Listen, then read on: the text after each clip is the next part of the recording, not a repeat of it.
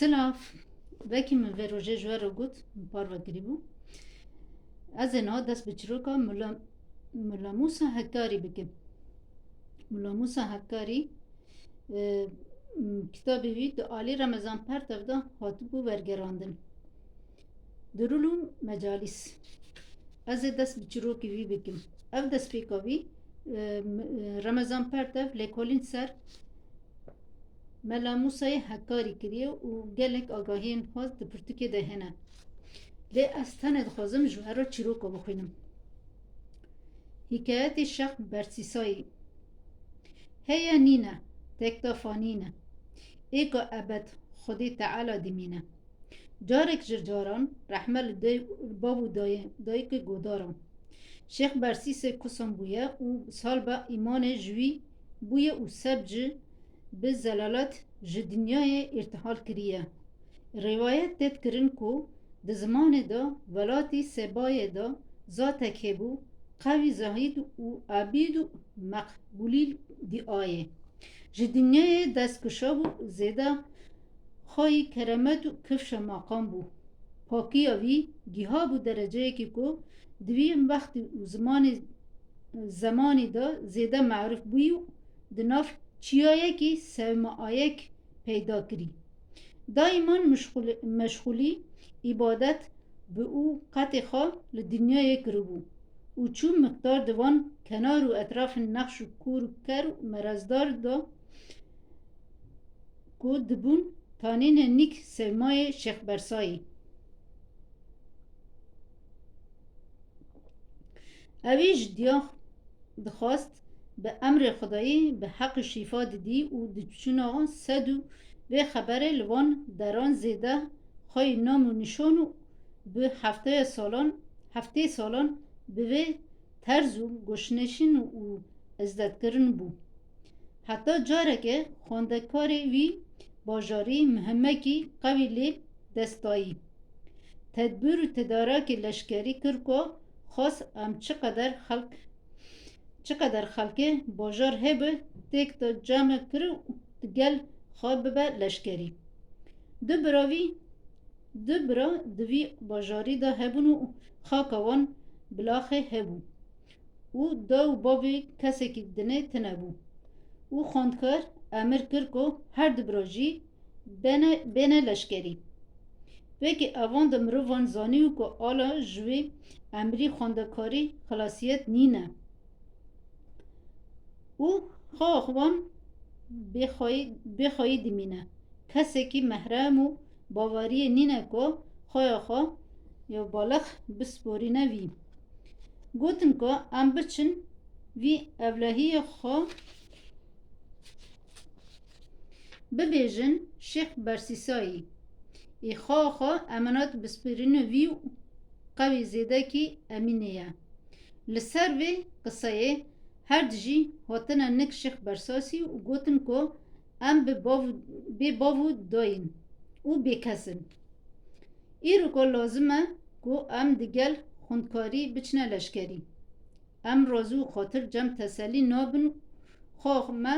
bêkes û bêxwedan di bajar de bi tenê dimîne. Rica û hêvî dikin îzna we hebe xaxa bînin û nêzik û zatê we hewe cihekî tedarik bikin. Husna nezerê merhemet Şex li ser wê be. Bi seb himmet û nezerê we kesek qesda xirabiya wê neke û hurmeta şaxî hesab dikin. Wekî ku evan ev teqrîr kirin, hezreta Şex û xebera wan qebûl kir. Li ser vê pirsê êvan dibiran hucreyek nêzik û sevmaya Şexê bîna kirin û xwe anîn û lazimatê vê hewceyetê ku bi wê xwe lazim e bi hemûn hazir kirin û gotin keça ku êdî rehet xweşdil bibe ku husnê nezerê Şex û himmeta wî gel vê ye. Her du biran êdî xatir û ji xweya xwe xwast û çûne seferê. Paşê çend rojekan heta dilê Bersayî carekê biçim li vê evlayê keçe bifikirim. Xatirê wê bi pirsyar bikim. Wekî Bersîsa هات برداری هجره فکری کو کچ لسر نمیجه او جمال وی و حسن و خط و خلاد و شولی دده وکی چاوت برسایی به جمال وی کفت فی الحال هر جاوی دخواد درد و بجیر کو علیهنات جهی وسوسه ددی دست به اخا و تحریکه کر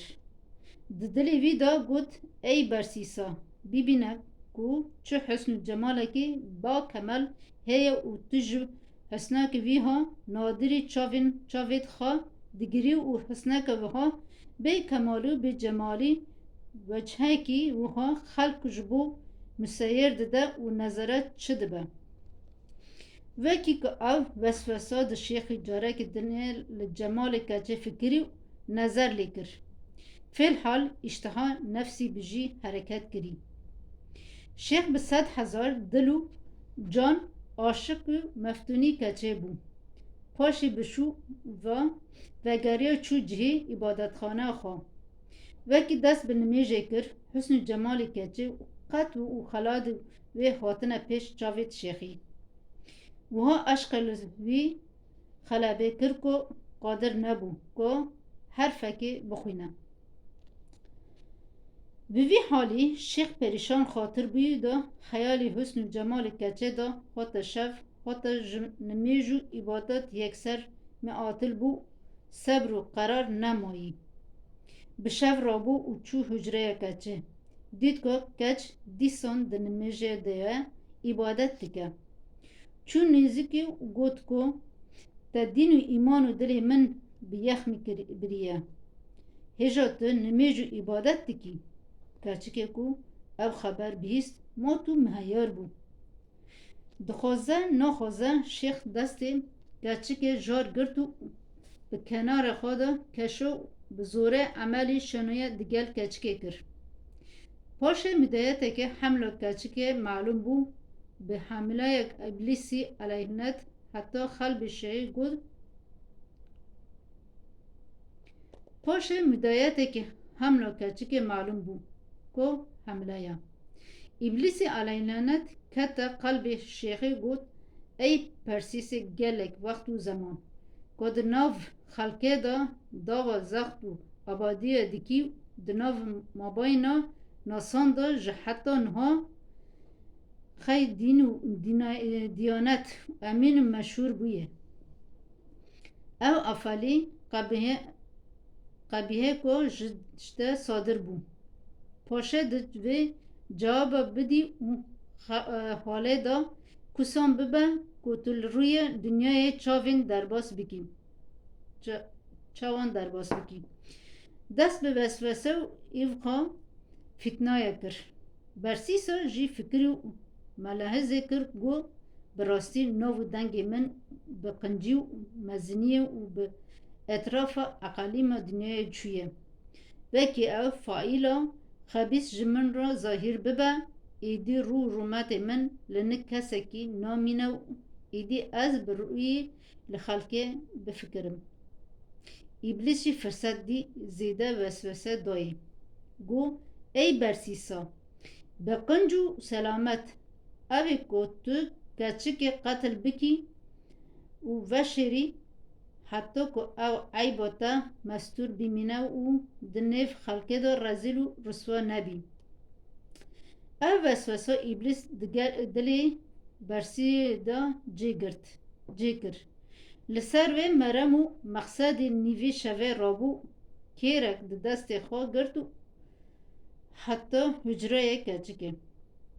او کچا جارو رازا بو دخوه دا کیر کشا گردان کچکه به خیر و حق و مظلوم قتل کرو همان دوه حجره که دا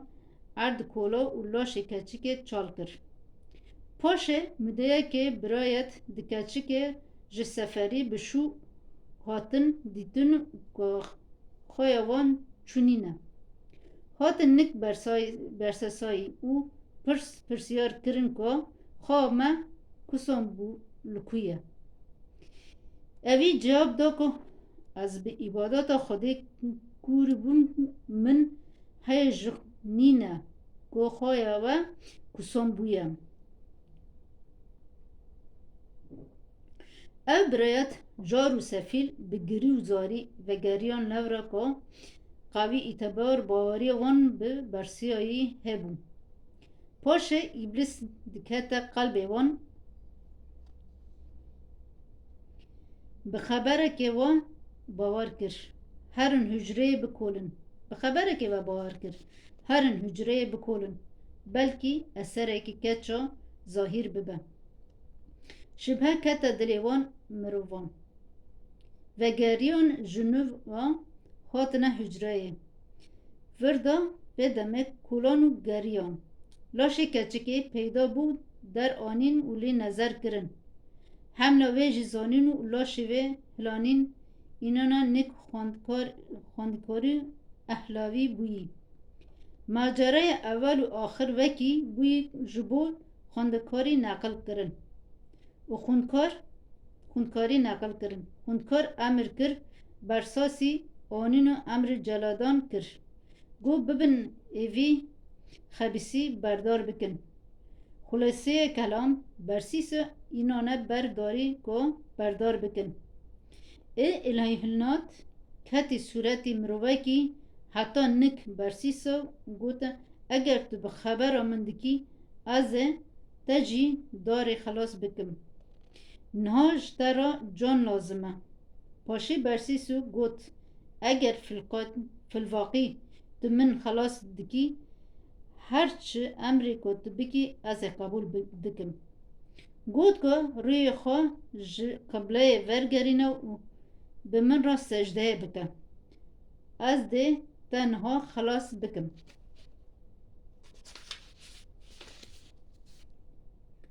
مازالله جترس جان خواه سجده لبر ابلیس کرکو کافر بویی آخری او بردار کرنو او به ایمان جه دنیای چو خودی حفظ بکه ابلیس دجمنه کی قویه دایمان ایدی بینی آدمینه مرام جوه حکایت او که هون ادوات ابلیس بزانن و خوش شر وی دنیای آخرت حاضر بکن خود تعالی شر وی لعین جی جمله مسلمانون و بنی آدمان دفی و رفی بکه آمین